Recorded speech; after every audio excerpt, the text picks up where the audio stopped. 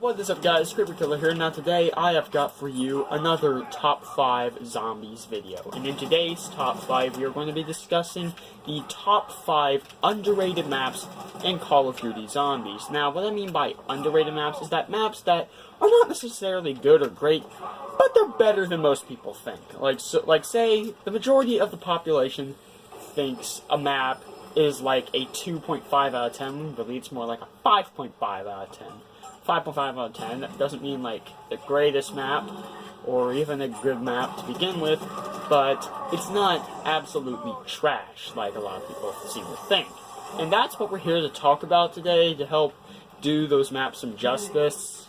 So yeah, let's go ahead and kick it off with our number 5 spot, which is going to be Call of the Dead. And the thing about Call of the Dead is, there's one, two, possibly 3 reasons why people hate this. First and foremost, as I'm sure you all have guessed, is George. Most people don't like George. They think he's annoying and does nothing for the map. Well, let me just say this. If George was not in the map, this map would be way too easy, because he adds a bit of a challenge to a map, and it just wouldn't be the same without him, you know. This map kind of needs George. And I'm not just saying that because he recently passed away. No, I'm saying that because he actually did something for the map, and I think that's good. And whether or not people recognize that, it's still a good thing that George was in Call of the Dead. And other than that, we also have the abysmal jug location. Of course, that can be explained away as otherwise people wouldn't visit there, and that would just be a deserted place of the map that no one would bother to open up or go to. Didn't stop me from putting it on my top 5 worst jug spots list, but is still another reason why people think this map is bad. And the third possible reason would be the fog. It's kind of annoying. I really don't see what the point of it was. But it's not game-breaking. I mean, I usually don't need to see across the map, except for, like, if I'm doing the Easter egg. But, yeah, other than that, there's hardly anything wrong with Call of the Dead, in my opinion. It's a really great map. Unfortunately, not many people think so, and it comes in at our number 5 spot. So, coming in at our number 4 spot, we have the Giant.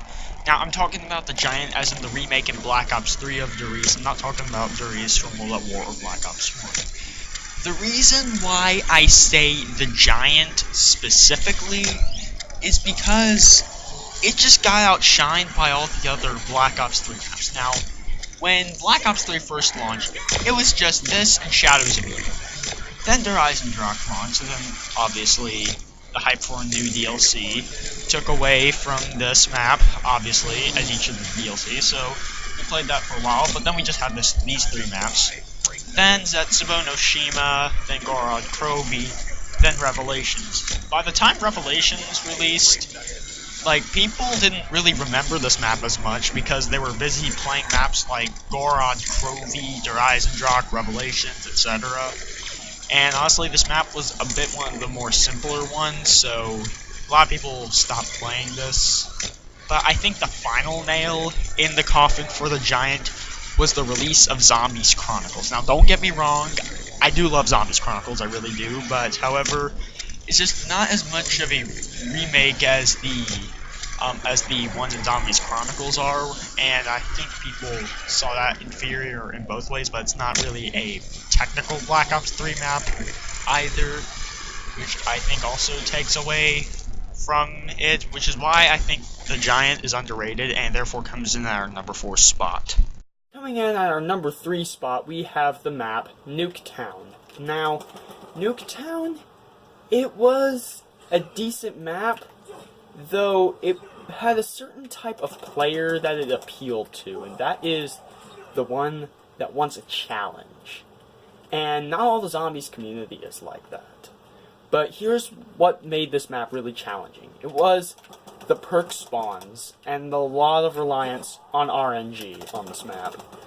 On one hand, we have the mystery box. Okay, now in early Black Ops 2, on Transit and on Nuke Town, which were 2 maps that were available at launch, they didn't really have that many great wall weapons. Of course, in Duriz, Mob of the Dead, Buried, and Origins, the wall weapons are good. But In this, there aren't that many good wall weapons, so you gotta go hit the box, and it's up to the box to decide whether you get good guns, or you get crappy guns like the SMR or the War Machine. And that, on top of the perks. Now, normally the perks are set in predetermined locations, and you can buy them as soon as you turn on the power and you get to them. But the thing is, on this map, they can spawn anywhere, but they can also spawn at any time. You can get the Juggernog to spawn in on round 3. You can also have Juggernog spawn in on round 20. And that's what people don't like. They don't like waiting to get their Jug, because most of the time, if you're on round 20 and you don't have Jug, you're gonna die. But that's the thing about this map. It's a challenge because you don't know what you're gonna get each time. It's a lot of replayability, and you've got to learn how to adapt to any kind of situation. Like, some maps, you might have Jug, but you have a decent weapon too, like a hammer. Other maps, you only have double tap and speed cola, and you're stuck with 5.7s and an SMR. Personally, I prefer the 5.7s, but whatever, that's beside the point. But anyways, main reliance on RNG, that you gotta learn to adapt to any kind of situation, and most of the zombies community doesn't have that ability, or isn't as developed of that ability as a lot. Now, had you asked 2013 me if this map was good or bad, I would say that this map is absolute trash. Of course, 2017 me disagrees. I think this map it's not like the greatest map, maybe not even a great map, but it's really good. It's good. Good map. It's challenging, and if I wanted to play a harder game of zombies, this is a map I'd go to. Not a map like Shangri-La, where it's stupid hard, or 5, where again, stupid hard. But this, it's right close to the border of the max difficulty zombies should be, and I like it. It's good. And even though most of the zombies community doesn't like it, I still think it's good, so comes in number 3 spot. So coming in at our number 2 spot, we have Revelations. Now, the reason why I think Revelations is underrated is because people saw that as Treyarch was lazy and didn't give us anything new. Which, I guess, in a way is technically correct, because there wasn't really that many new things about Revelations. There was a few, like the Keeper Protector, there was the laser turrets, the corruption engines, a couple other things, but not really anything big like other maps. However, what I see it as is Treyarch took the best of the best. So like the best aspects of the previous maps.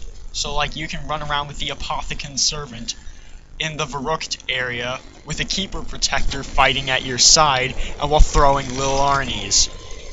And while fighting Panzers and Margwas too. Now, this is why I think it's such a great map, because it took the best of everything and put it into a masterpiece. The way they designed the map was really well. I think it worked the way they were able to geniusly combine the different maps from previous zombies maps and games and put it all into one. That took a bit of engineering and figuring out how to do the logistics about it. Like, you can't just randomly throw stuff together if it doesn't work, because you can't just suddenly be walking in the tunnel in Buried and then just suddenly walk into the alley in Kino der Toten. No, it takes a bit of engineering, figuring out what you can connect and what you have to alter. And also, again, reintroducing new elements like the shield from Gorod Krovi, for instance. The best of the best, I like to say. Best aspects of the maps previously, all combined into one, and that's why I like this map, but many people don't, because they just didn't add anything new, so that's why I had to put Revelations in our number 2 spot. And coming in at our number 1 spot, we have Shadows of Evil. I really don't understand why many people don't like Shadows of Evil. All of this is complicated, but that's also what Mob of the Dead is. So, it took a while for this map to grow on me. When it first came out, I played it because, awesome, new zombies map. It's been a while, like 2 or 3 years. So yeah. But then, as that was the only map I had for a while, I got bored of it, like I always do. Whenever there's a new map and I keep playing it over and over. So yeah, I'm just like, okay, I can do this. So anyways, Horizon Drought came out. Those were the only 3 maps for a while. Again, got tired of DE from playing that over and over, so I went back, played this. Liked it a bit better, but wasn't really that fond of it, to be honest. So then, after that, Zetsubo no Shima, Gora, Krovi, and Revelations released without much activity for me on this map.